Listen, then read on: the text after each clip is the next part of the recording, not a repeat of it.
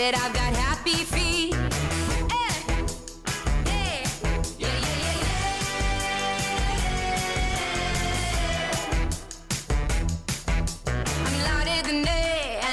So good, I do what I want and it's understood. There's no stopping me when I'm doing my thing. I'm doing my thing. I'ma do me. You know what I mean. I'm on fire.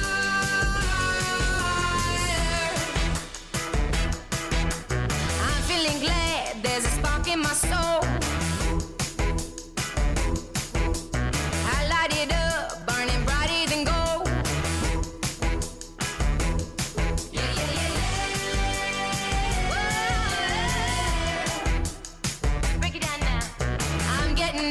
Feel my heart goes in. I'm clapping my hands and I'm pulling these strings. No stopping me when I'm doing my thing. I'm doing my thing. I'ma do me. I'ma do me. You know what I mean. You know what I mean. I'm on fire. Yes, I am. I'ma do me. I'ma do me. You know what I mean. You know what I mean.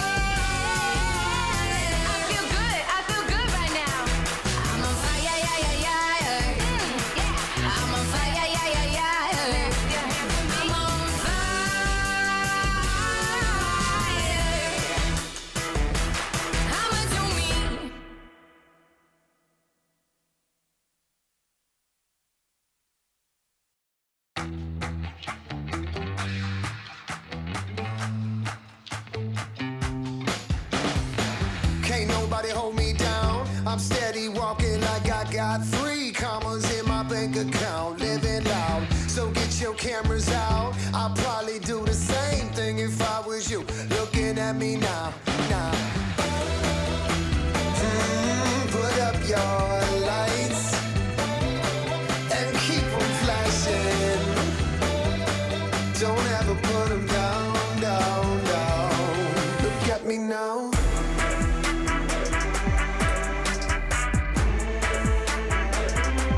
Look at me now.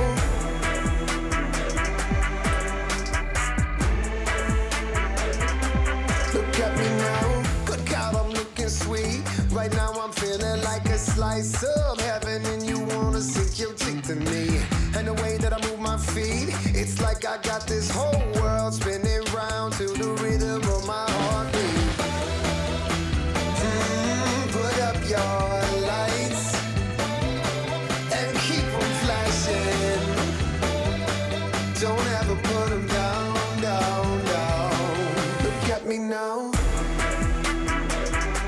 Look at me now. Look at me now. Look at me now. I feel so good. I feel so money.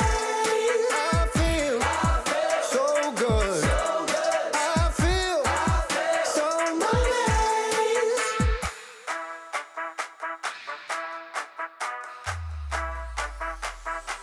Look at me now. Look at me now. Look at me now. Look at me now. I feel so good.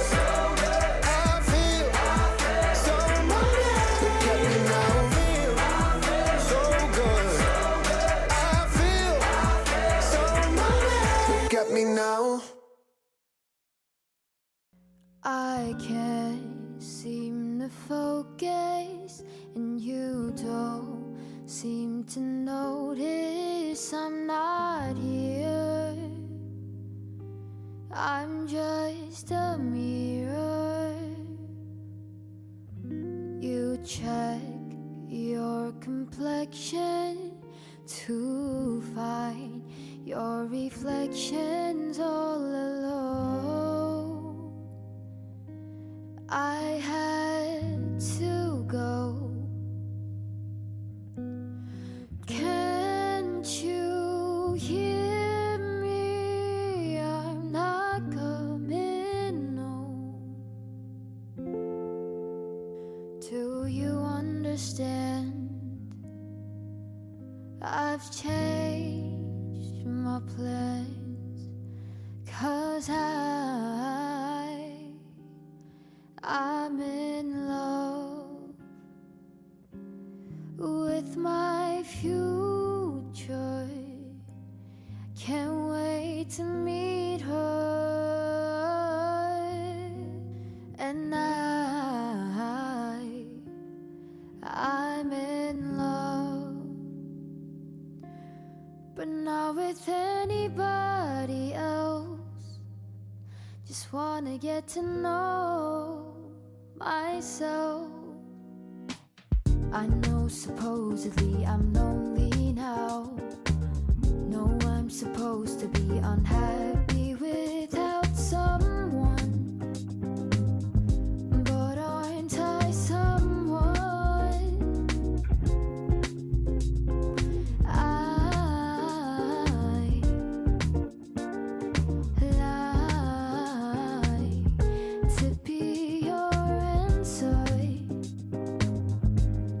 You're so handsome, but I know better than to drive you home. 'Cause you'd invite me in, and I'd be yours again. But I'm in love with my future, and you don't know her. And I'm in love, but not with anybody here. I'll see you in a couple years.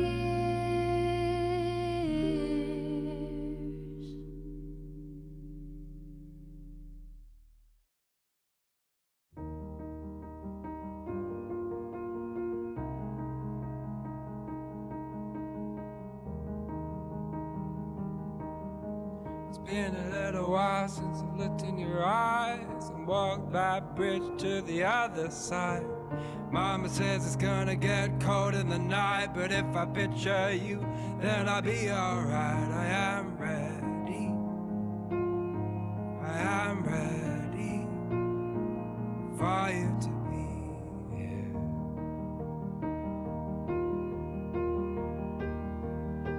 It's been a little while since I held your hand, so my arms won't stretch to your distant lands. Give me every person in the whole wide world, and I'll pick you out in a second, girl. I am ready. I am ready for you to be here. For you.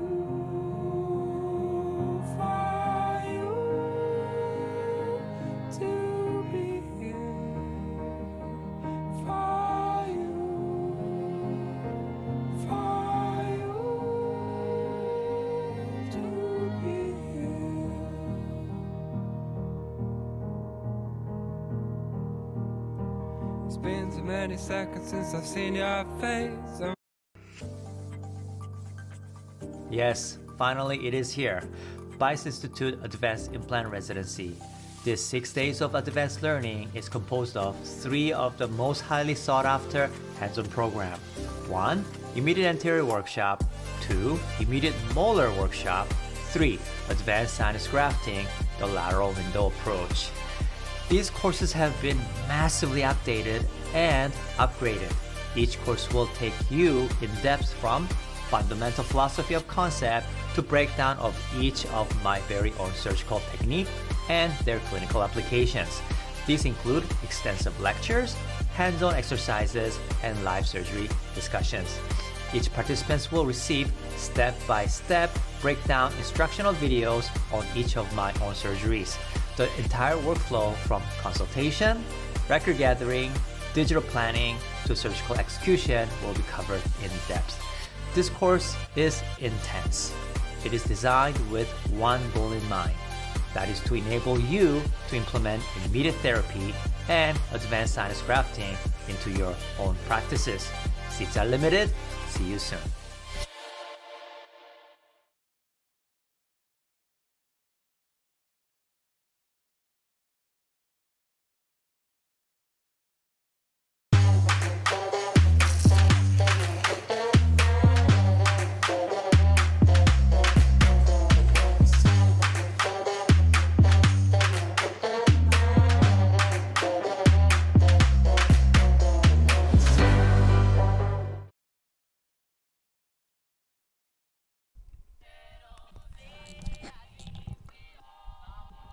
Hello everybody, we're live. This is Late Night DJ, Mark Juan. Alright, episode 25.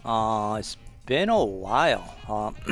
Can everybody hear me? So, who are the usual suspects today? We have Dr. Sang-woo Ham, and we have Dr. Paul Lee. Alright, good to see you. And who else do we have here? Alright, yeah, welcome back, welcome back. It's been a while, obvious reason, right? Took a month off because, had a busy month of the whole June's been crazy. We had to transition over to new practice, and we're just about settling in, and things are looking pretty good now. So I told myself, you know what? Let me get back on the horse and let's go at it again. So everybody, welcome to our late night coffee show. Hey, Scott. All right. Okay, the usual suspects. Okay, good to see all of you. Okay. All right. Fantastic. Okay, so if you guys can hear me good, just give me a thumbs up. All good. Shoot me some hearts. And today, you guys will be entitled to get AGD approved 1 CE credit.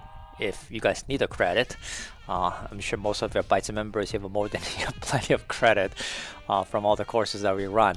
But if you do want to get an AGD credit, especially from you're outside Canada, where the AGD credit is pretty much universal CE accreditation for dentistry, you'll get that. So in order to receive it, rules of engagement, you need to shout out first, last name, comma, and the city. And that name will be forwarded to my Bytes Institute, and they're going to shoot you a certificate where you're going to have to write down the verification code, which I will announce at the end of the late night coffee show. Okay. Wow, what is hot weather today, eh? It's quite the weather. Okay, Eric, good to see you. Okay, so let's get on to tonight's topic. Tonight's topic is a little bit specialized, right? It may not interest everybody, but certainly it will interest you if you are kind of dabbling on a little bit of a bigger cases, and especially you've been dabbling on some of the full arch cases, both removable as well as fixed. Okay, and especially some of you are a little bit more advanced and been doing the concept of conventional all-on-4 concept. And I know some of you reach out to me because we're having some failure cases or complication cases of the conventional FP3 all-on-4 type of hybrid bridges. Today's topic is going to be very, very beneficial to you. I'm sure of it. Okay, so let's get to it. So this was an exact post that I posted up about a month ago, maybe a little bit longer, and I got a lot of interest on wanting to know more about this case, how I got myself out of the jam. Literally, this full arch case spanned from the time of 2015 all the way to present time. And I can tell you, I have not finished the case yet. It's still ongoing. Near the end, not finished yet, but I did feel that I've learned a lot from this case. I learned the most from my own failures. So I just wanted to share that, okay? Yeah. All right, so let's get to it. Okay, before I start, so one of my favorite philosopher, okay, is Friedrich Nietzsche. When I grew up in Korea, we were forced to memorize a lot of the quotations by famous authors, and one of them that really stuck to my head was Friedrich Nietzsche's this saying: "All those who were seen dancing were thought to be the insane by those who could not hear the music," right? And sometimes that's how I feel like, because sometimes I do type of treatments that not too many people appreciate or know about. Let me just bring myself down to right here, okay? And sometimes it's hard for others to understand or appreciate what I try to do, okay? But what brings us implant dentists, doesn't matter what level we are. What really brings us together, I find, is when we discuss complications, okay? Especially their own failures, in this case my own failures. So enjoy, okay? So first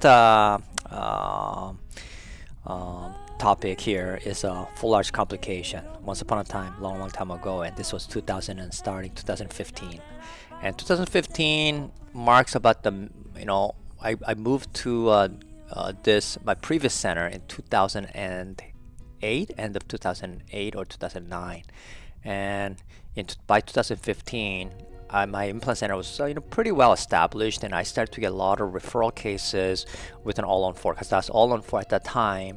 I was probably doing the second most number of all-on-4 type of conventional all-on-4 type of or all-on-X type of full arch prosthetically driven full arch cases, probably second most in this country, first being Steve Bongard, my Jewish brother in Toronto. So I started to develop my reputation for doing a lot of these and doing this pretty well, and I used to get a lot of referrals, and I was doing a lot of these. And this was another one of those cases that patient came to me, was referred by another dentist, and needed a full arch treatment. Okay, I look back at this case, especially when you start to getting yourself to failure, and when you have to go through a lot of agony, you start to look at the original case, and then you start to did I do the right treatment? Okay, and when I look at this case, I'm almost thinking maybe not. Okay, she did have a lot of teeth problem, missing a lot of teeth, sick and tired of a partial denture. She wanted to have a beautiful smile, but looking back, there she has some really pretty decent teeth there. Yeah, some of the teeth were super erupted, and as you can see right down here, some perio problem happening there. And but if I were to do it again, would I be doing FP3 type of full arch treatments? I'm not so sure. Okay, probably not. Knowing what I know now. But she was very adamant about getting her teeth taken out, and she was very highly motivated cosmetically, and that is one of the a downside of a full arch if you're not be careful about it. Okay.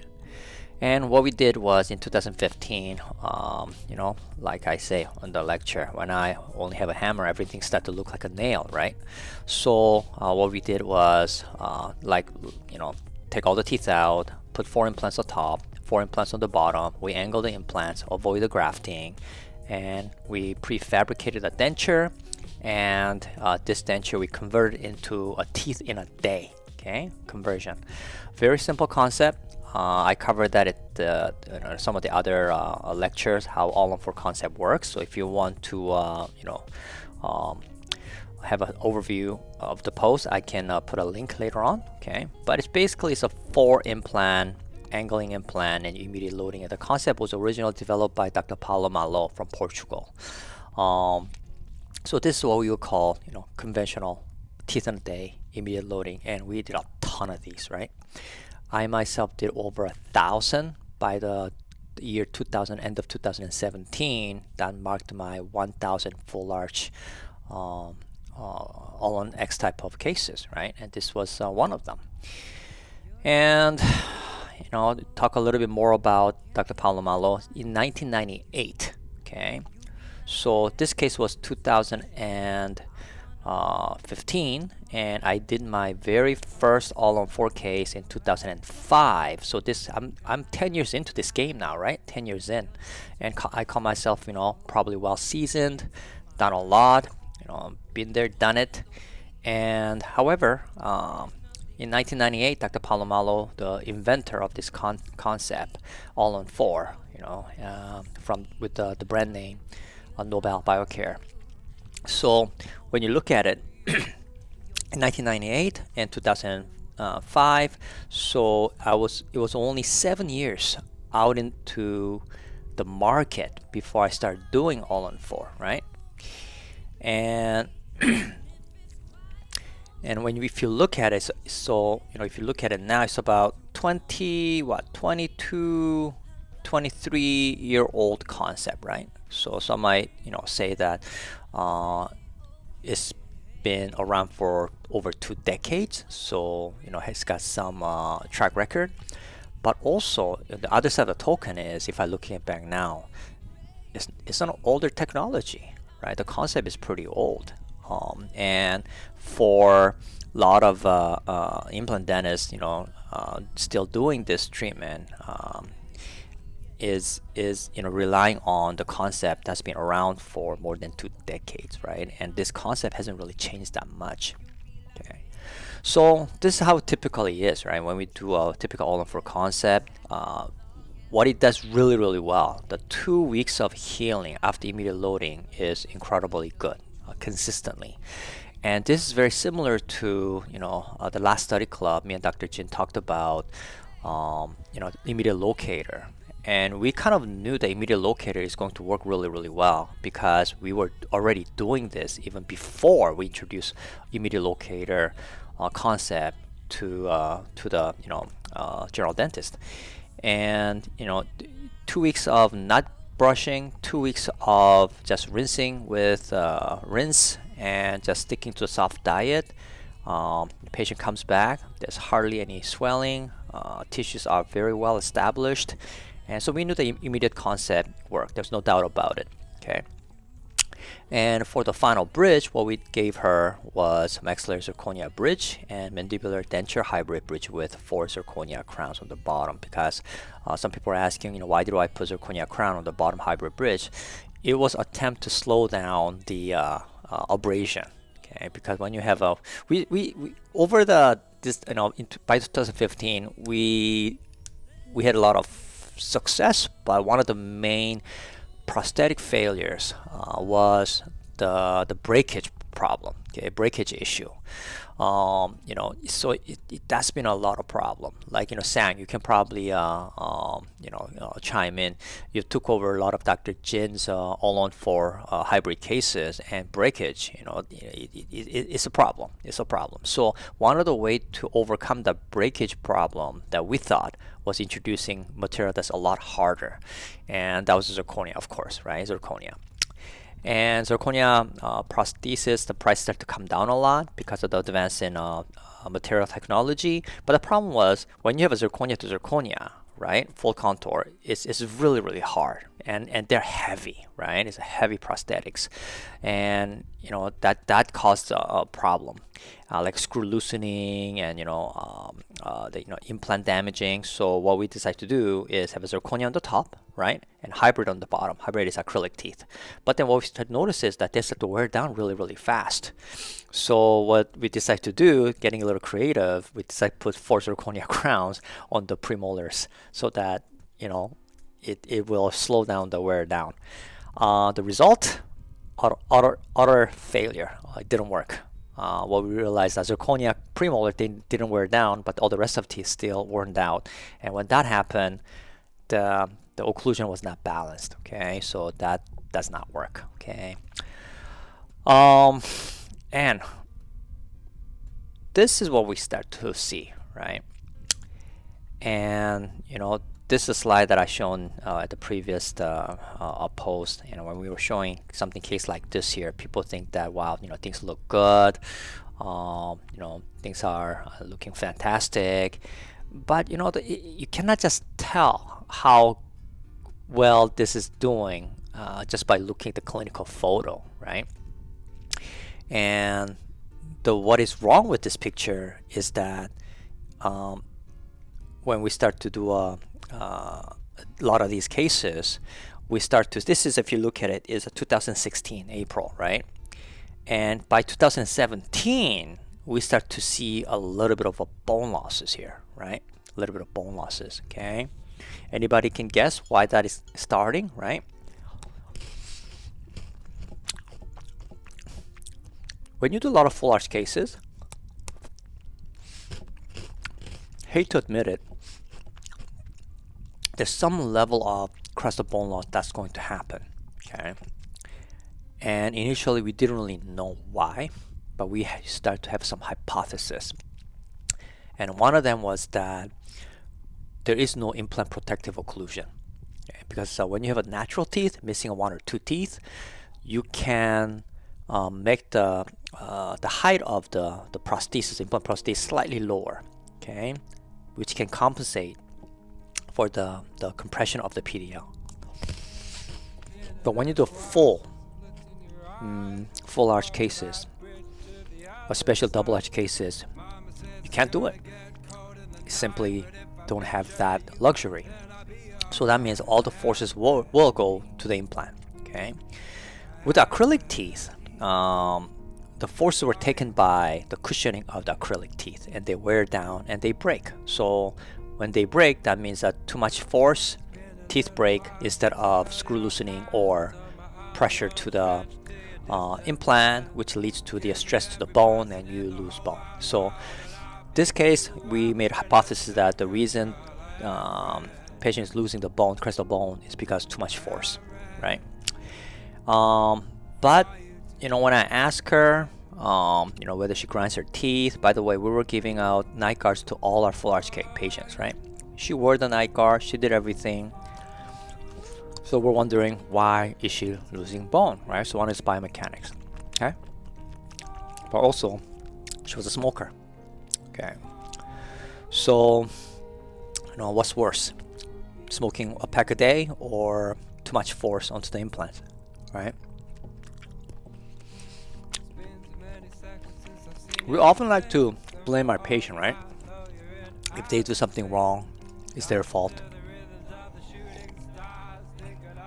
There's some truth to that, but I come to a point that even with a patient who doesn't smoke, who's healthy, some of those cases we still end up seeing bone losses with these conventional all-on-4 cases, right? So what do we do?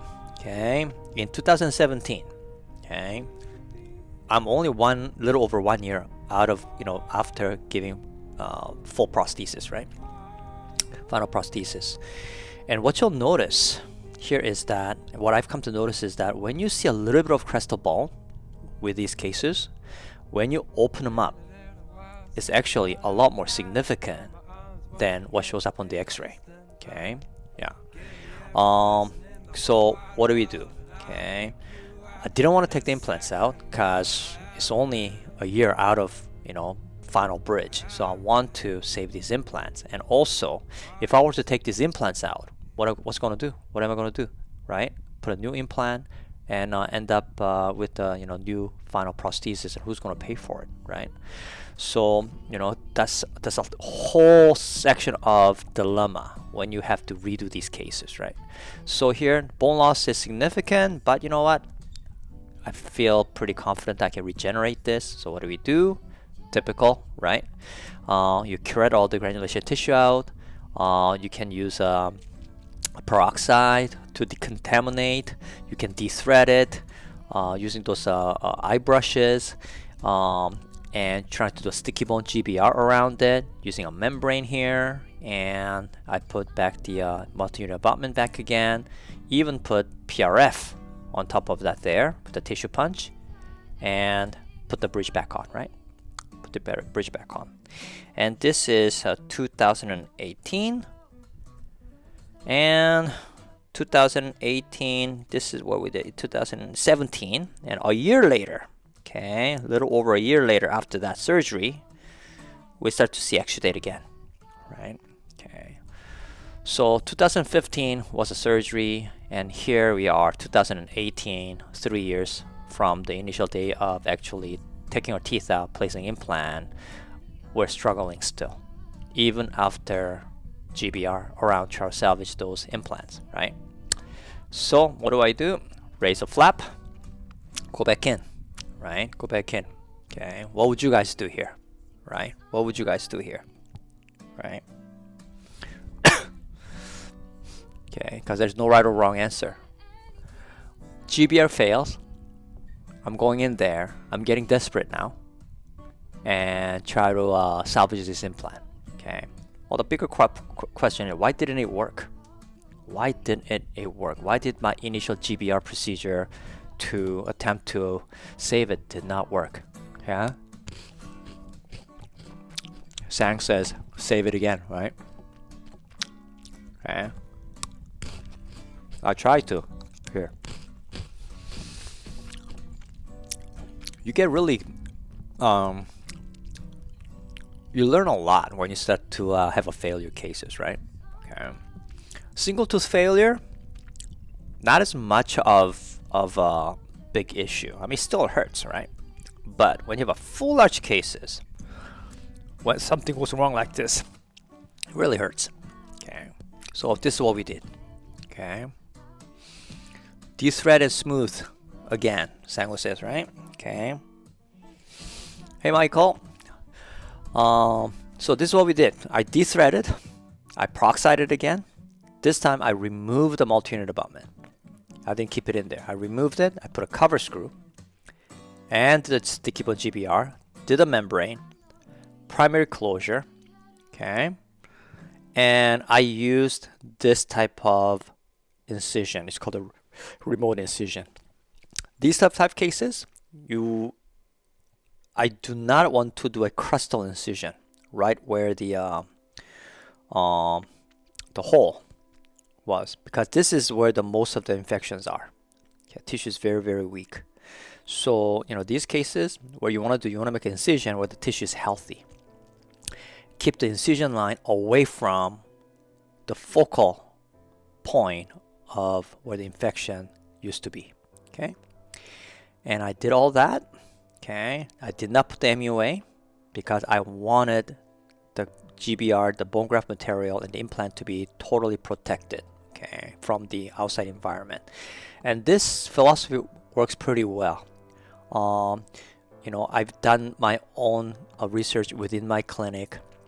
When I wanted to do those desperate cases where I want to regenerate bone, rather than trying to do the GBR and put the prosthetic back on, you want to remove the single tooth crown if it's single tooth crown cases, and you want to clean as much as you can, de-thread it, cover screw and GBR, and you bury it. Those cases end up regenerating bone better. I didn't say all the time, I didn't say predictably, but do better than if you were to do it with the prosthetic already on it. Okay, so that was my rationale. Okay, however, the question is this. Always the same question after each appointment. What will patient go home with, right? What will patient wear after I do this, right? So this is the reason why I worked on this one and not work on this one, okay? Because if I worked on both of them together doing this method, then patient will have to wear denture, right? Okay, and I tell you, these patients, once they do fixed, they never want to go back to removable. They never want to go back to removable. That's the problem. So I did this over here. My goal was to regenerate here, and then about 4 months later come back and then activate this and then regenerate. Same thing here. Okay, so I'm dragging this on, right? All right, so what I did with this bridge here is I retrofilled this one with material called a Firmit. Firmit is a Licure temporary material, okay, which seals pretty well. but it can also be easily removed. Okay, because I'm here, I'm still trying to salvage this prosthesis, right? I'm still trying to salvage this prosthesis. Okay, and this is the prosthesis I back blocked it, and then I'm giving this back to her so that she can wear it and she can have this to go home with, right? So this is how it is, all on 3 now. Okay, all on 3. Okay, so this is what, year 2018, right? End of 2018. 2015 did the surgery. 2016 gave the prosthetics. 2017 I did my first dethreading and GBR, and 2018 I did my second GBR. Right, patient is getting sick and tired of me getting surgery done, right? Okay, she just dreads doing surgery, right? And then what happened? Patient comes back for 2 weeks post-op.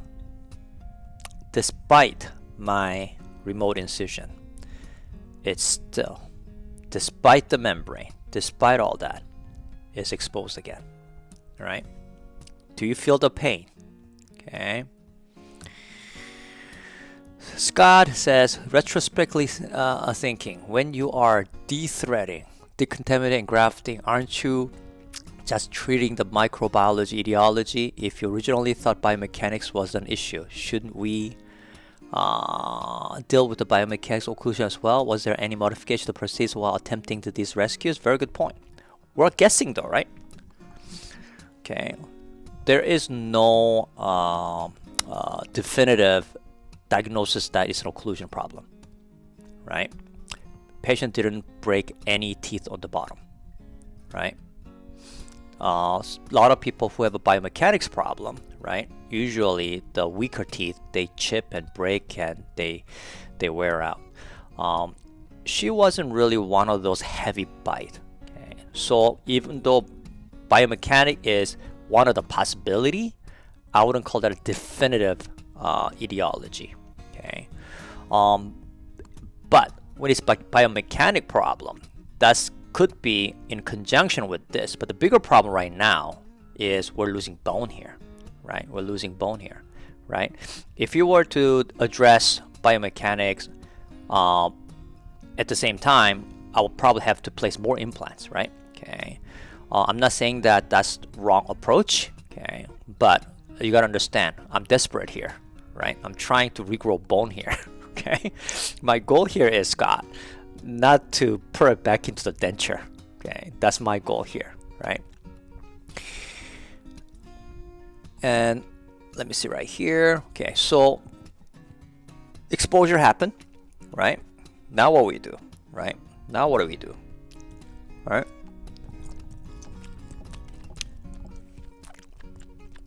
Tissue healed though, 2019. So what I removed the cover screw.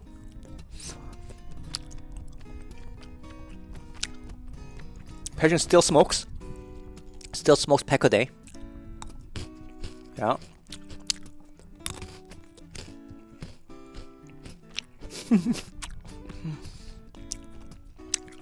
Right, have you had this experience before, Sang?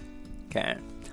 Anytime something exposure like that, whether it's a graft material, whether it's socket grafting or GBR cases, yeah, it's hard things. But gotta admit though, guys, tissue looks pretty good, right? There's no red inflammation there anymore. Her tissues, you know, that's, I mean, if I was to show you this, I don't think any of you guys are going to think that there's really anything wrong with this here. Here's a little red here. Here a little bit more red here, right? Okay. But compared to the back ones, front ones, looking pretty good. Or is it? 2019. Is it getting any better? I'm well into 4 years. 4 years into this treatment now. Alright. What do you see here on the bottom? Right? On the bottom. Is this the same bridge as before? No, right? Okay. We changed their teeth. The original one had two zirconia crowns on each of the side. This one's just acrylic, right? Acrylic. So all the force is going to the bottom now, right? All the bottom. But the funny thing is this though, guys. Look at the bottom bone level. Okay, it's perfect. Almost perfect. Right? Same type of implant, Hyoscine implants, right? Hyoscine. And to be fair, I had more complication with Nobel implants than Hyoscine implants. The worst ones were Nobel, Biocare, external hex, Brindemark, or Nobel Speedy system. Nobel Speedy, it was designed by Dr. Palomalo specifically for the purpose of all-in-4. And in my hand, those were the worst type because of the external hex.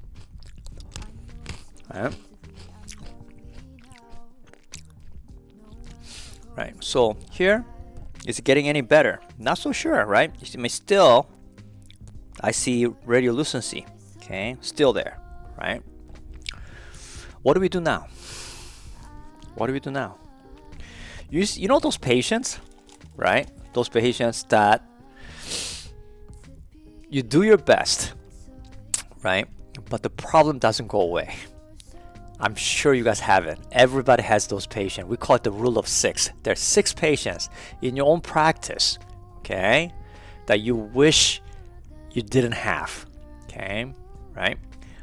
Those cases, well, either patient is a really bad patient, give you a headache, or the case itself. Patient might be great, but the case itself is so challenging, and nothing you do works that you're losing sleep over. Okay, it's one of those cases. Okay, we all have it. It's called the rule of 6. In a given clinic, there's 6 patients who are going to be the most challenging. Okay, and if you finish one of them, there's another one that's going to take the 6th spot. Okay, they're always going to be rule of 6.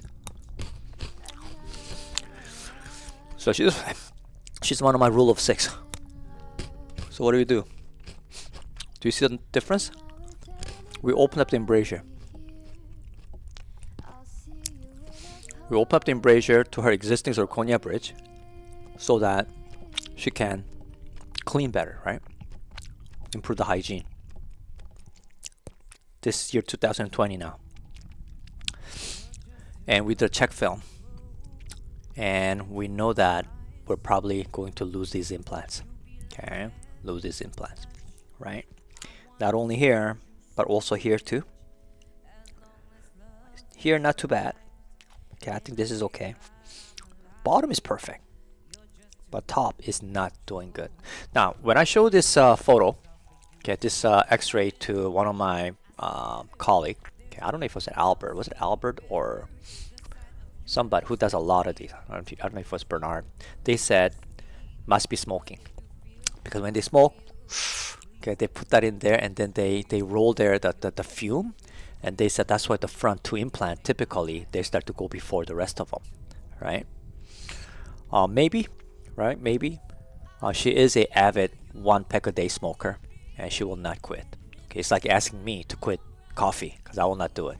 Okay, it's one of those few enjoyment that I have in my life, drinking coffee every day. For her, is smoking, right? So, but her oral hygiene is good. She does Proxa brush. She did water pick and all that stuff. Okay. Rule of 6. You have that too, eh? I know everybody has it. Yeah. Yeah. So what do we do? So we did open it up, right? So there's a lot more hygienic. Carving zirconia bridge to operate embrasure is so much work. You go through like a dozen of diamond burrs, right? In a retrospect, I should have done this from the beginning, right? From the retrospect, I should have done that from the get-go. Her very initial bridge. This is what I should have done, right? But I didn't, and trying to do it later on, I think it was kind of too late, right? So 2020, we did a record gathering again. Like I said, just by looking at this over here, if you didn't take an X-ray, you would have think that everything is perfect. Okay, and even Patient said, it's not bad, nothing's really hurting, I'm eating fine, and when I'm doing water pig, it's a little sore at the front, but otherwise I'm good. And here I am trying to keep on convincing her that things are not good, right? Right? It doesn't look bad, but on the x-ray it looks terrible. September 2020. Okay, what am I supposed to do? Right? What would you guys do? Right? If any of you guys watching this had done full arch cases and losing bone like this, what did you guys do? How did you communicate with the patient? Right? It's tough, right? It's tough. Okay, she's definitely losing these implants, right? Okay. You know what the patient's biggest fear is? Right? My biggest fear is losing patient's trust. That's my biggest fear. It's not the redo part. Redo I can accept, right? Failure I can accept. What gives me the biggest fear is patient getting disappointed in me, and I feel like I've let the patient down. That is the biggest fear, right? That's what I dread the most, right? And for the patient is having to go back to denture. That's her biggest fear. Okay, but how do we avoid that, right? How am I going to rescue this case? I've lost 90% of the crestal bone, right? I mean, those implants going to come out just reversing it. They'll come out super easy. Even though here tissue looks not bad, even here looks not good. You see that the implant that has the least amount of bone loss, the tissue looks the worst. The two implant with the most bone loss, tissue looks the best, right? You cannot tell by the clinical photo. Okay, yeah. So this is something that I had a hard time sitting down with the patient and explaining, right?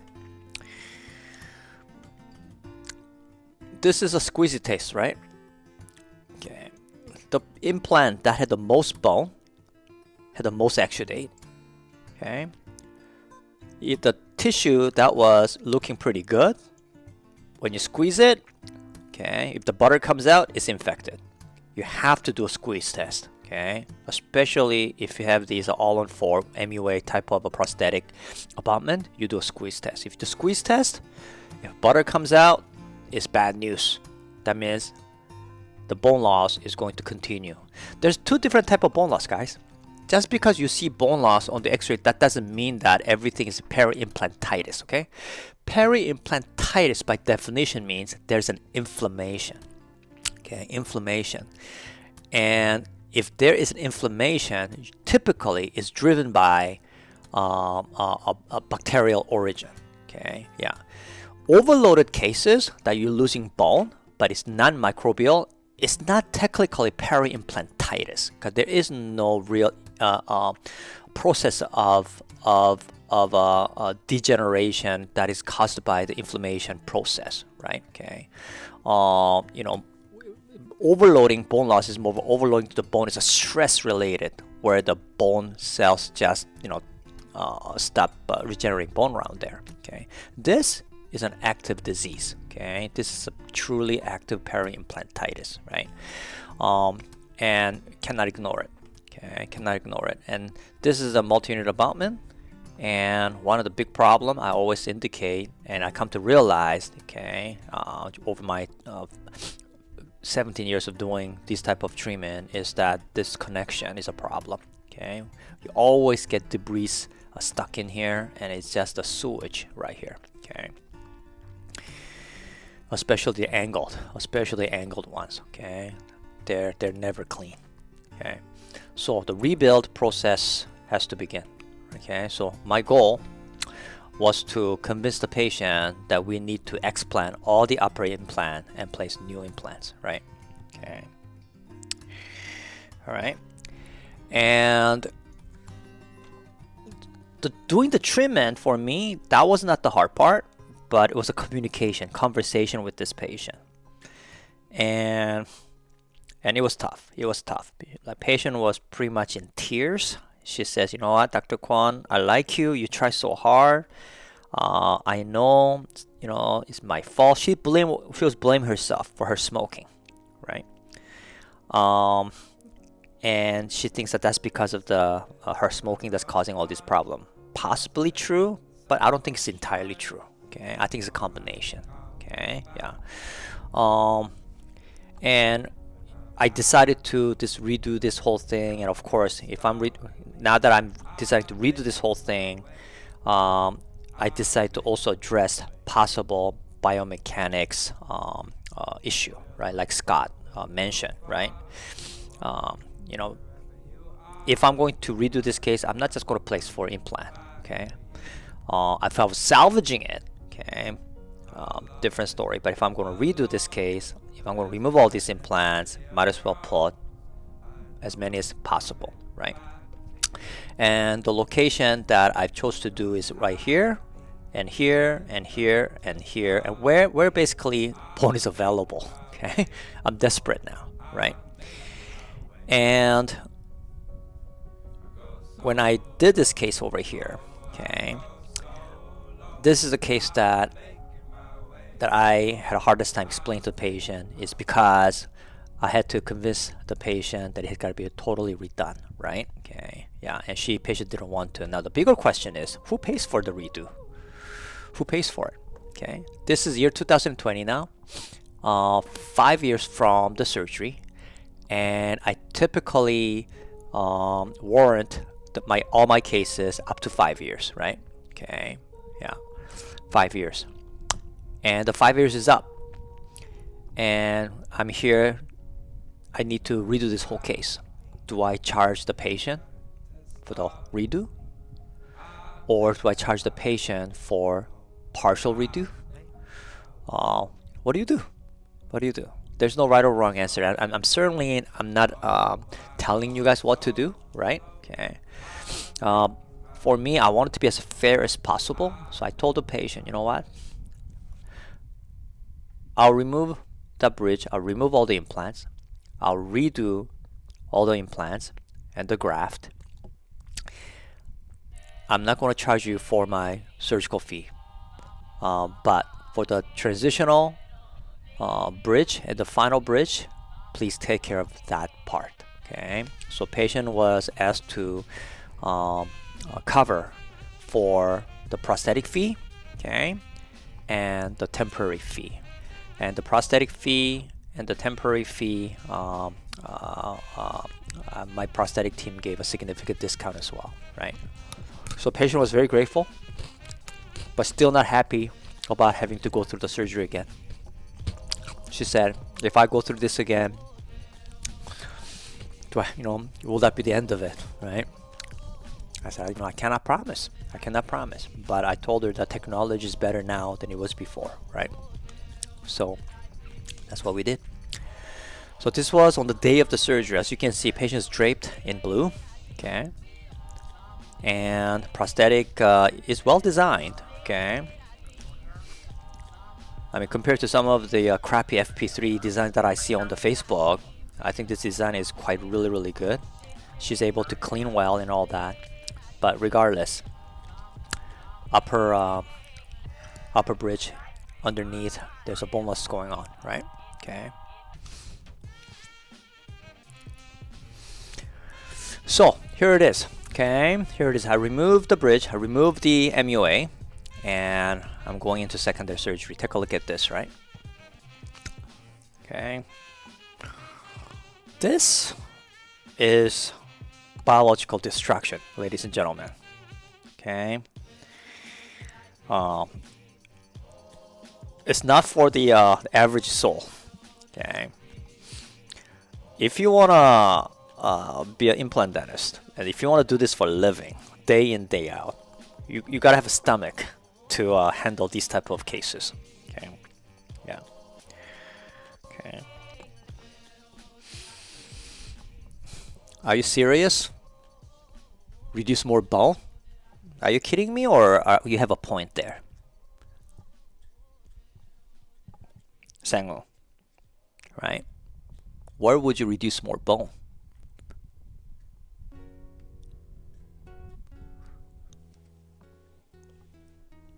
Will reducing more bone and placing implant make the prognosis better?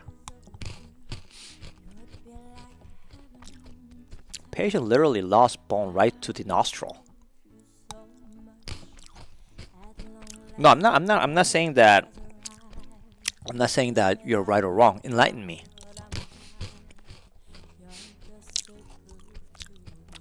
This is the floor of the nose. Okay. The reason is there are doctors who will reduce a lot more bone and place implant to the basal bone. And they think that not reducing enough bone eventually lose bone because of the alveolar bone. There's a theory behind it. Okay.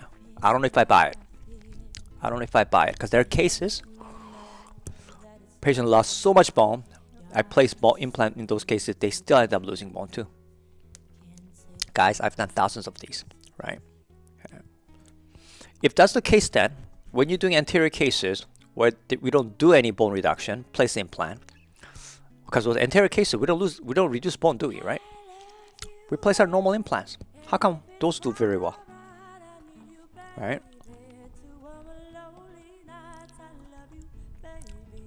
This design right here, prosthetic design, this is not hygienic. What's your definition of hygienic prosthetic design? Ovate pontic, it's got that. It's got embrasure spaces, right? See, this is the problem, right? We used to think that the best hygienic design for these type of bridges was ovate pontic compressing the tissue by half of the thickness. That's how I was taught. By who? Those who were doing all-on-4 before me, right? If the ovate pontic of a compressing the tissue of this type of design, okay, when we use this type of design, ovate pontic, and we convert that into segmented bridges, anterior posterior, they don't do well, right? Just think about it, right? Just think about it, okay? Right? Ovate pontic compression, right? Patient's not having a hard time cleaning these areas, guys, right? Water picking everything, right? But the issue is once the implant gets underneath these MUAs, right, into the threads, okay, the body cannot get rid of it. Right? And that's what happens. Okay. And the implant removal, that was not that hard. It was pretty easy. They come out. So implant positioning, okay, I couldn't put 2 implants here because the bone destruction was a lot worse than I anticipated. So we ended up placing implant on the first molar, first premolar, one in the canine area instead of the central area. And on the left side, I got to put it in the first central area and the first premolar and then first molar area. Okay, that's what we did. Okay, yeah. Remove all the implants. I didn't leave a single old ones in. Place all the new ones in there. Okay. The real question is this though, right? Surgery wasn't that hard. Surgery was not that hard. Okay, yeah.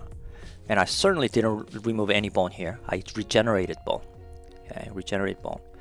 Okay, what will the patient go home with, right? That was my question. Okay, am I going to immediately load this, right? The risk was too high. So what we did was we made her a denture and we printed it and we soft relined it and patient went home with the denture. Okay, this is 1 week post-op. Okay, and healing is good. Let me take a look. Yeah. Immediately, tissues start to heal up. Immediately. As if the body was fighting all these years just to get rid of those implants, right? The body's almost thanking me to get rid of those implant, and patient healed super well.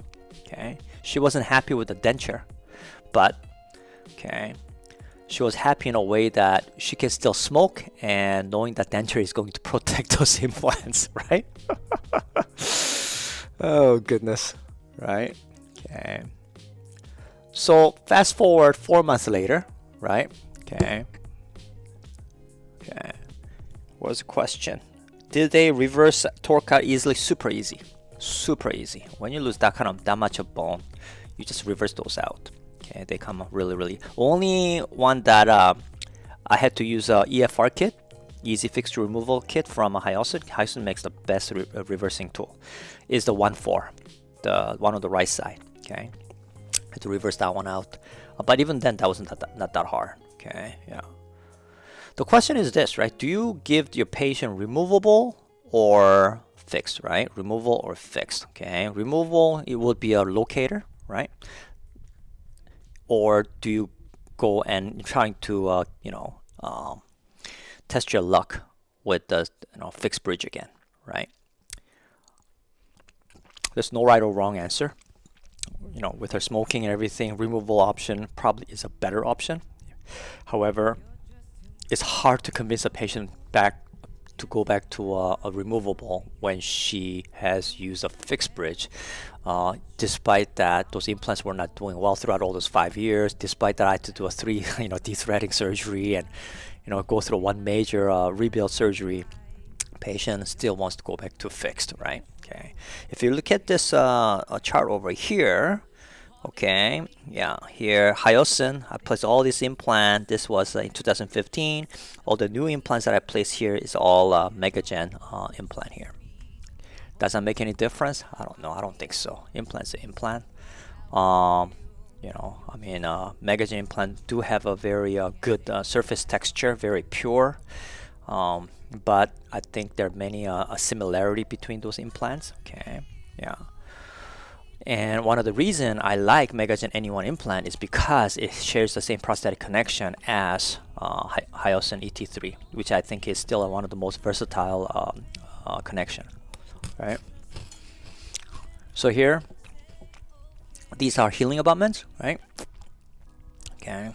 So these implants on the 3 on the right side, 3 on the left side. Okay. And here, bone regeneration. Okay. It's happening here. Okay, a little bit not as radio dense yet. Okay. So we decide to go with fixed bridge. But look at the tissue. Okay, look at the tissue. Okay. Healing abutments does exactly that. Helps the tissue to heal. Because in theory, the healing abutment should have a very nice connection, especially in a conical connection like this here, is going to give a very nice fit. Okay, those conventional like old Nobel tri-lobe connections that when you remove the healing abutment, there's a smell coming out. Not these, right? Okay, these are conical connections, give one of the best fit because it fits by friction, right?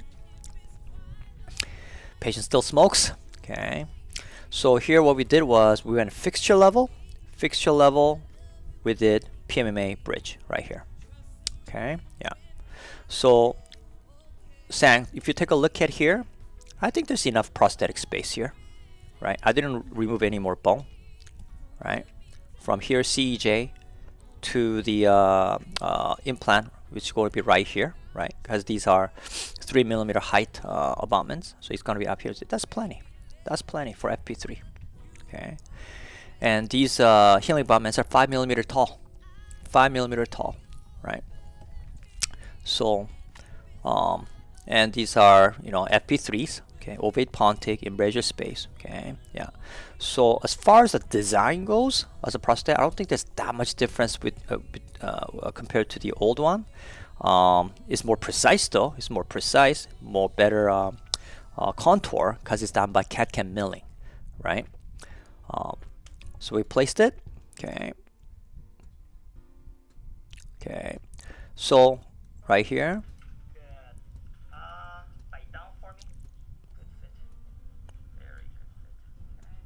Yeah.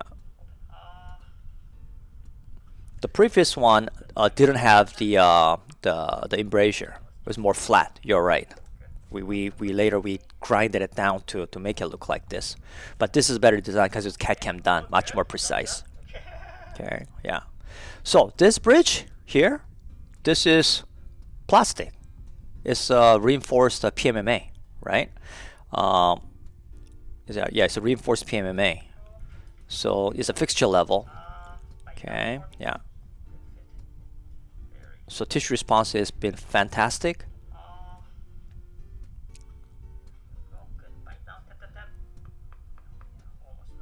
Okay.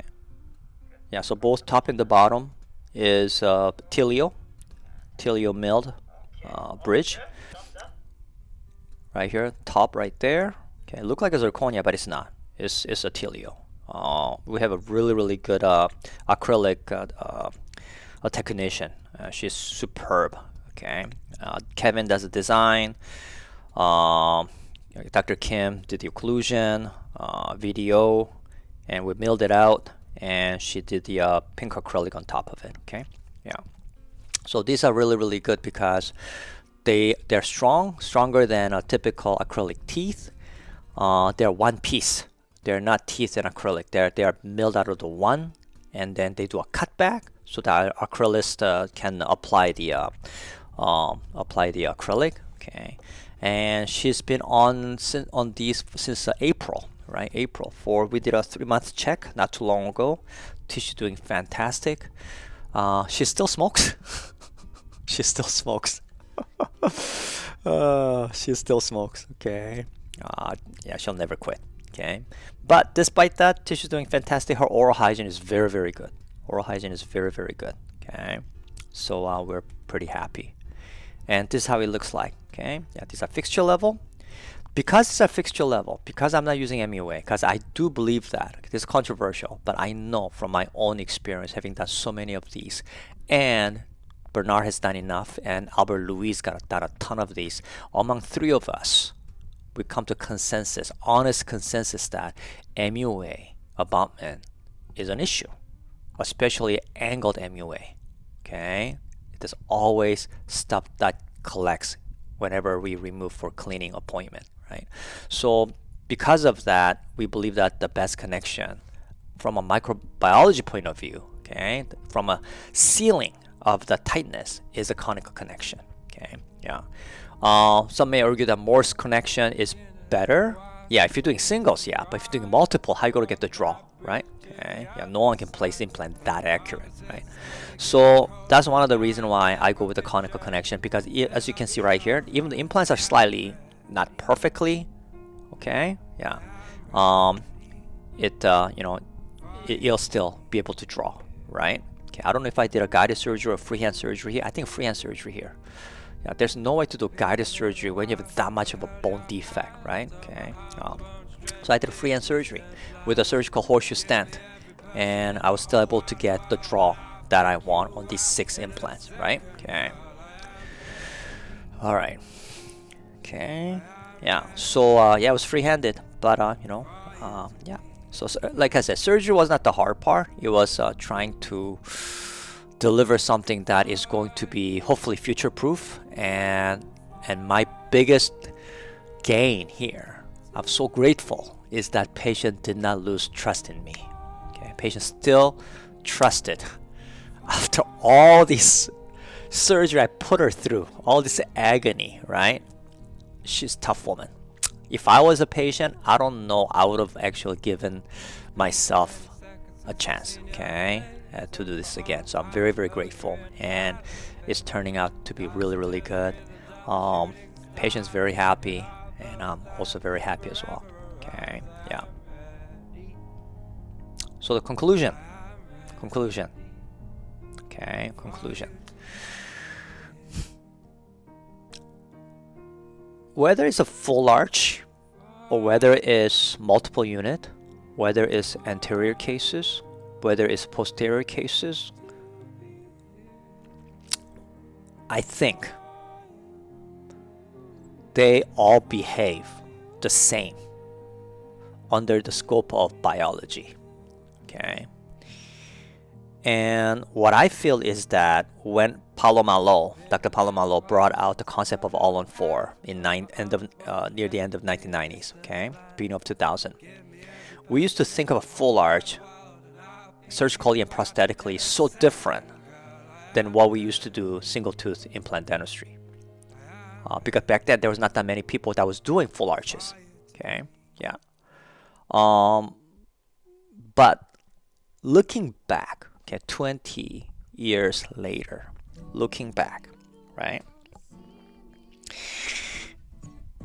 I don't think body sees it different, okay? The whole concept of biological width, whether it's a tooth or implant, is different, right? Okay, yeah, body's more forgiving. We've learned a lot in the last 20, 25 years. I mean, I've learned a lot, having done over, 30,000 implants. How tissue, soft tissue behaves, right? How bone behaves around implant, okay? And two keywords, always, I tell myself, is biological width and emergence profile. And they're very heavily interrelated, intertwined, okay? Yeah. And if we apply the same rule that we apply to a single tooth anterior, immediate anterior, immediate premolar, immediate molar, okay, if we can apply the same rule of surgery and prosthetic in order to give the best optimal healing potential, okay, and tissue maintenance, soft tissue maintenance for long term, if we apply that rule to multiple unit cases, like in the middle, okay, 4 unit anterior cases, or on the right side, 12 unit bridge, okay, I don't think body will be able to discriminate that much, okay. Yes, there will always be some level of more biomechanical issue, right? All the force has to go to the implant and the prosthetics, okay. We lose that one part, okay, PDL.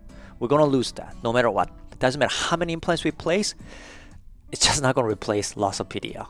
Okay, we place 6 implants, we played 8 implants, okay? But as far as the prosthetic emergence profile, the rule of the 4, staying palatal, right? Okay, being able to graft the deficiency, dual zone grafting, apply all that to the prosthetics, okay? Yeah, full arches. I think our chances should be better, okay? Should be better, right? Only time will tell. But I think biologically driven, okay, implant dentistry, that's what me and Dr. Jin, we're trying to teach all our residents, is biologically driven implant dentistry, not prosthetic driven, not surgically driven, but biologically driven. That's a new concept now, right? That's what we believe in. If we can teach our doctors that way and teach myself that way, I think our chances are better, because implant dentistry, 50% is what we do, but the other 50% is what patient healing, okay, that we do not have much control over, right? So we have to respect that, right? So when we do it properly, this is what we're doing now. Zero bone reduction, okay? We grow bone like what we do with immediate anterior. We place posterior implant like immediate molars. We treat all these abutment teeth like a single tooth implant and joined by the Pontics. Full arch therapy for me is bunch of single tooth implant joined by Pontic.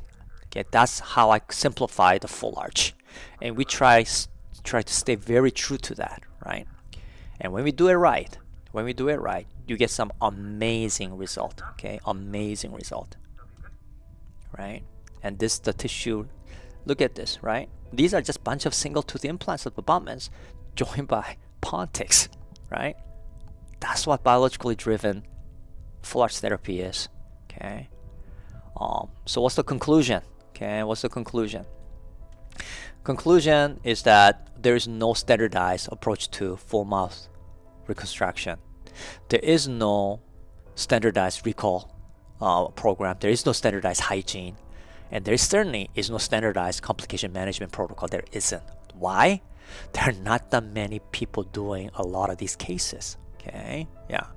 Okay, a lot of full arch treatments. Not many have experience with it. So for me, I'm developing this within our Carousels Implant Center. Okay. All-on-X complication will become more and more prevalent in the future. There's no question about it, because there's majority of the full arch that's being done even today is using that 25-year-old concept. Okay, and in my opinion, there's a lot of faults with it. Okay, it's just that people don't realize it, because all they have is a hammer, and they're looking all the full arch cases, bone reduction, FP3 cases with an MUA. Okay, yeah. And because of that, I think we'll see more prevalent failure cases. And I'm getting a lot of those cases referring to my clinic. I see that all the time. Okay. And next is, yeah, I have to understand that the concept of all-on-X hasn't changed a lot in the last, 20, 25 years, right? That means, as a clinician, we should seek alternative option for treatment for patient, whether it's removable, whether it's fixed. Okay, yeah, we have to explore all different options. Okay, removal is still a good option. It is hard to sell. It's hard to sell, but guys, it is still a good option, right? It's still a good option. Like Scott Jung, and what you say is so true. There's so many of those weekend, like a Mexico and different country, they line up these patients, and then these doctors from America, they go and trim the bone and place implant. They convert the denture, they celebrate, they come home, and they don't know anything about that patient. Maybe 6 months later they will, but not 1 year, 2 year, 3 year, 4 year, 5 year, 10 years later. Who's taking care of them? Huh? Who's taking care of them? In our clinic, we do annual recall for every patient for the last 20 years. Every patient, all our full arch patients. Okay.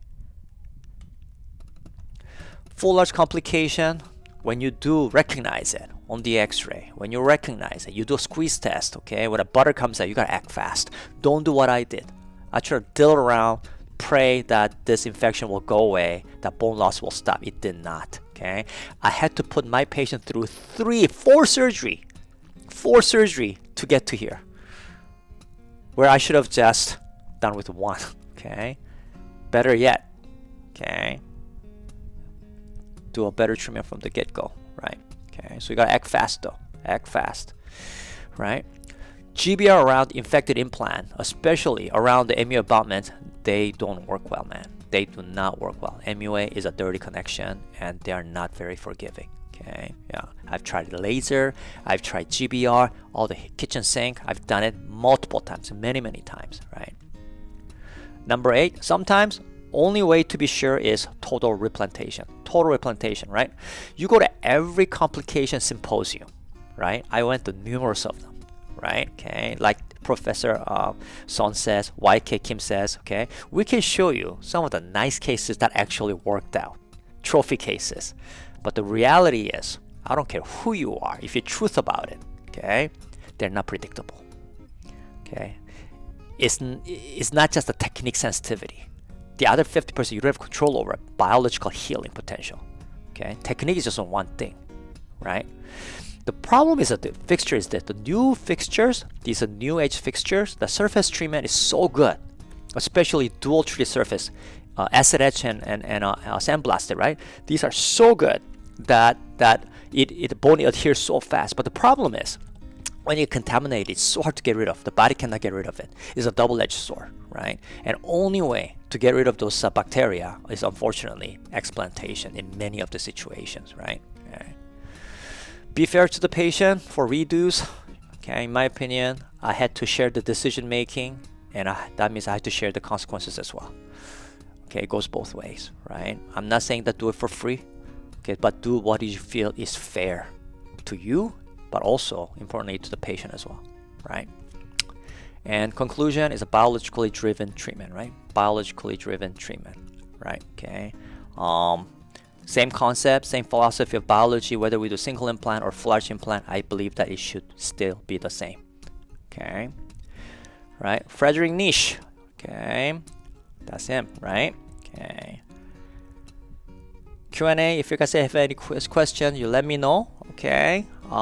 It's already 11 o'clock, a little over. I'm just going to point this out. So today's code is this, right? LCS, Okay, LCS Ep25. Oh, focus. Okay, and HOT, hot weather. Okay, LCS Ep25 HOT. Okay, that's verification code. All right. Okay, write that down so that when Angela sends you the certificate, okay, you gotta write that down. Okay, all right. Hope you guys learned something. Okay, hope you guys learned something. Okay, yeah. Michael has a good point as well. Okay, removable at time is the only option if they have a lip support issue. Yes, that's so true. Okay, if they have a lip support, don't go with the fixed. Okay, yeah, you cannot try correct class 3 with prosthesis, right? Okay, only way to correct class 3 cosmetically with the prosthetic is with a lip support, that means denture. Okay, locator supported denture or full denture, right? So you cannot always say that fixed is better than removable. It's all depending on what you're looking for, okay, what you're trying to achieve, right? Okay, removal is still a good option. Locator is still a good option. Only problem is locator by definition is an FP3. You have to remove a lot of times bone, alveoplasty. That means you can never go back. And if you're trying to go back from locator patient to the fixed, that means it's going to be an FP3. And FP3 in many ways have disadvantage biologically as a fixed bridge when you compare to FP1. Okay, just the way it is. All right. Okay. All right. Okay, Scott Jung, no lip implant. I don't do no lip implant. Okay. All right, you guys. That was a session 25. Hope you guys enjoyed it. Okay. I learned a lot from my own mistakes and own failures, and I want to share more of my own mistakes too, so that you guys get inspired by watching my failure cases, right? Okay. We always enjoy looking at somebody's failed case, especially mine, right? Especially my own failure cases, right? Because I certainly learned from my own mistakes, and I'm still learning, right? It's a humbling experience. Okay, you guys take care. Okay, have a good evening. Tomorrow is another day. I'd like to thank all of you for all the continued support. Okay, all right, guys. Thank you very much, and have a wonderful, wonderful night. Bye bye.